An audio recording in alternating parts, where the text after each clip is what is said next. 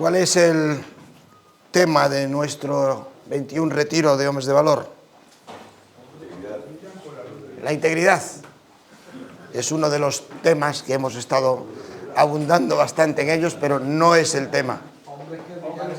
Está aquí. Hombres que brillaron con la luz de Dios. Ese es el tema. Hombres que brillaron con la luz de Dios.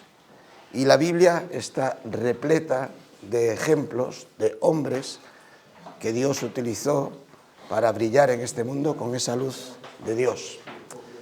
Grandes hombres de Dios, con largas biografías, encontramos en la Biblia. Pero ayer todos coincidíamos que nos pareció interesante el enfoque que Josep le dio a sus estudios, buscando hombres que no tienen unas biografías tan largas, que incluso a veces no nos paramos a pensar mucho en ellos, pero que realmente son hombres que en áreas de su vida han brillado con la luz de Dios. Quizás eso sea más fácil para nosotros, porque a mí me cuesta mucho identificarme, como decía alguno estos días, con Moisés, o con Abraham, o con Josué, o con el apóstol Pablo, o con el rey David. Parece que estamos poniendo un listón muy alto, un modelo muy elevado. ¿Quién puede llegar a ser como el apóstol Pablo? ¿Quién puede llevar una vida de fe como la llevó Abraham? ¿Quién puede ser un líder de un pueblo de Dios como lo fue Moisés? Yo no estoy a esa altura, pero te puedes identificar con un Nabot, que fue un hombre mucho menos conocido, pero que supo cuidar su viña y darle valor a su viña y no poner precio a su viña. Yo quisiera hablaros de un hombre del Nuevo Testamento que también es un hombre del que se nos dice muy poco. Solo hay 3 referencias a él en el Nuevo Testamento.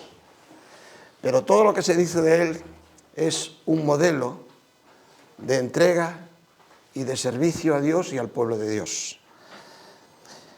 Cuando iniciamos este curso, los Hombres de Valor en Marín, el 20 de enero, nos marcamos un reto, que le llamábamos el reto Epafras. En aquella reunión no estábamos muchos.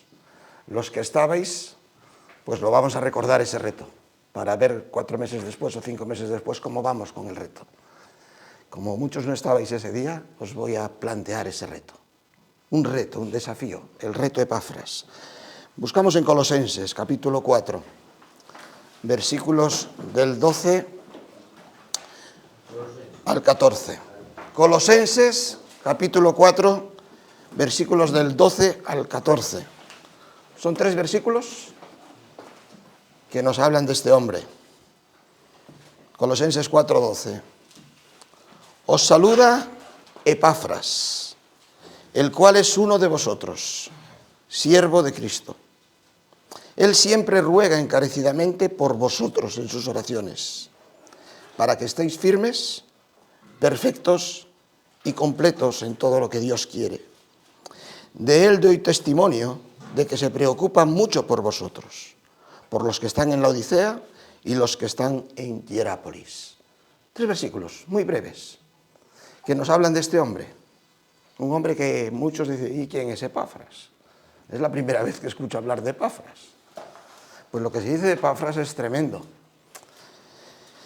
El otro pasaje que nos habla de Epafras es en Colosenses capítulo 1, versículo 7. Colosenses 1:7.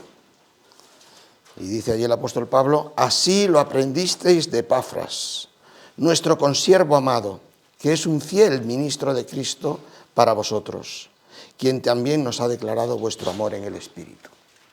Pero centrándonos en Colosenses capítulo 4, versículos del 12 al 14, decir que, poniéndonos en contexto, este capítulo a mí me encanta, todo el capítulo 4 de Colosenses, al igual que el capítulo último de Romanos, o al igual que el último capítulo de 2 de Timoteo. ¿Por qué? Porque son capítulos que nos hablan de relaciones de amistad. Pablo era un hombre que se relacionaba bien con sus colaboradores, necesitaba el cariño y el cuidado de sus colaboradores. Un libro que nos habla de relaciones, además, o unos capítulos que nos hablan de relaciones en el Evangelio, en el servicio al Señor. Porque esas relaciones van más allá de las relaciones de amistad, de las relaciones humanas, de las relaciones familiares. Son relaciones en un proyecto común. Son relaciones en un trabajo común. Son relaciones que tienen que ver con que juntos estamos en el avance del reino. Y me gusta también estos capítulos, especialmente Colosenses 4, porque Pablo aquí habla de 10 personas que le están acompañando en el ministerio y de todas ellas resalta cualidades positivas. Nunca menciona ninguna cualidad negativa.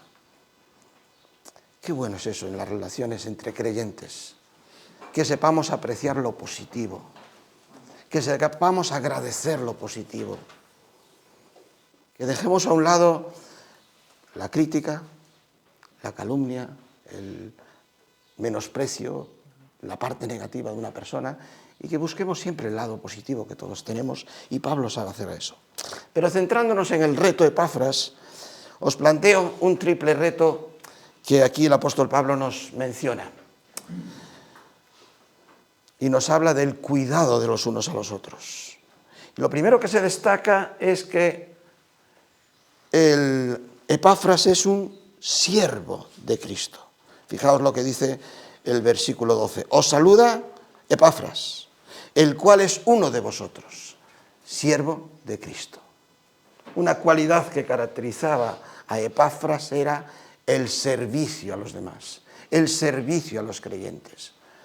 Como se nos dijo ya en el capítulo 1 y en el versículo 7, la iglesia en Colosas había sido fundada por el testimonio de Epafras.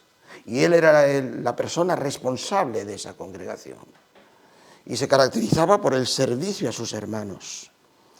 Es uno de vosotros. Qué bueno que se distinga una persona, por eso es uno más entre vosotros. Y que se mueve entre vosotros. Y que se relaciona con vosotros. Y que tiene ese deseo de serviros a vosotros. Lo hemos recalcado muchas veces en estos días. La experiencia de la vida cristiana tiene que ver mucho con el servíos por amor los unos a los otros. Porque el modelo principal al que tenemos que seguir es el modelo que Cristo nos dejó. Y de Cristo se nos dice en el Evangelio, él mismo dice en el pasaje central del Evangelio de Marcos, el Hijo del Hombre no vino para ser servido, sino para servir y dar su vida en rescate por muchos. El Hijo del Hombre, aquel del cual se hablaba en la profecía de Daniel, que era aquel quien tiene toda autoridad, todo dominio, todo reino, toda potestad. Cuando vino a este mundo, no vino para ser servido, sino que vino para servir. Y si queremos seguir el modelo que Cristo nos dejó, nuestra vida debe caracterizarse por una vida de servicio a los demás. Y esa era una de las cualidades que caracterizaba a Epafras. Me gusta la otra mención. Decía que a Epafras solo se menciona en la Biblia 3 veces. 2 en Colosenses y la otra la encontramos en Filemón. Y en Filemón, que solo tiene un capítulo, en el versículo 22 dice el apóstol Pablo, Filemón 22, te saluda Epafras, mi compañero de prisiones, por Cristo Jesús. Qué frase, ¿verdad? Mi compañero de prisiones. No es que estaba encarcelado con Pablo en Roma, es que había ido a Roma a visitar a Pablo, porque Pablo estaba encarcelado en Roma por Cristo Jesús. Ayer hablábamos del precio que se puede pagar por ser cristiano. Y uno de los precios, decía Mingo, es que te puede meter en la cárcel. Pero qué bueno saber que aunque te metan en la cárcel, que puede pasar, hay personas que están dispuestas a acompañarte en esa circunstancia de sufrimiento, de soledad. ¿Te acompaña el Señor? Sí, es cierto. El Señor dijo, yo estaré con vosotros todos los días hasta el fin del mundo. El Señor nos acompaña. Pero el Señor también utiliza a sus hijos, a sus siervos, para que acompañemos a los que sufren. Qué bueno es que cuando alguien está en el hospital, cuando alguien está pasando por un mal momento, tenga un compañero al lado que esté dispuesto a acompañarle en ese sufrimiento y a ir de la mano y echarle una mano por el hombro. Es todo un ejemplo, el ejemplo de Epafras, de un hombre servicial, un hombre entregado a la causa de Cristo, un hombre preocupado por los demás. La segunda característica que se nos dice de Epafras es que era un hombre que oraba por sus hermanos. Fijaos lo que dice el final del versículo 12. Él siempre ruega encarecidamente por vosotros en vuestras oraciones. Ruega encarecidamente por vosotros en sus oraciones, para que estéis firmes, para que estéis perfectos y para que estéis completos en todo lo que Dios quiere. Qué bueno es que nos tengamos presentes los unos a los otros en oración. Yo era el reto que ese día 20 de enero os proponía como hombres de valor. Que tengamos presentes unos a los otros en nuestras oraciones de manera diaria. Orando para que el Señor ayude en todas las áreas de la vida, pero para que el Señor nos ayude a desarrollar vidas espirituales de crecimiento y de madurez. Fijaos que por lo que oraba Epafras era para que estéis firmes. Es decir, para que nada os haga mover de vuestras convicciones. Necesitamos ser hombres, como decía Josep, con la columna bien enderezada, con unas convicciones bien firmes. Y para eso necesitamos que otros estén orando por nosotros y nosotros orar por otros, para que permanezcamos firmes, para que seamos perfectos. Ayer hablaba muy bien Bene de lo que era la perfección en la Biblia, es la madurez. El ir creciendo en semejanza a Cristo hasta llegar a ese varón perfecto, a la medida de la estatura de la plenitud de Cristo, como dice Efesios 4. Y para eso Dios diseñó los diferentes dones y los diferentes ministerios en la Iglesia, para que todos crezcamos a la imagen y semejanza de Cristo.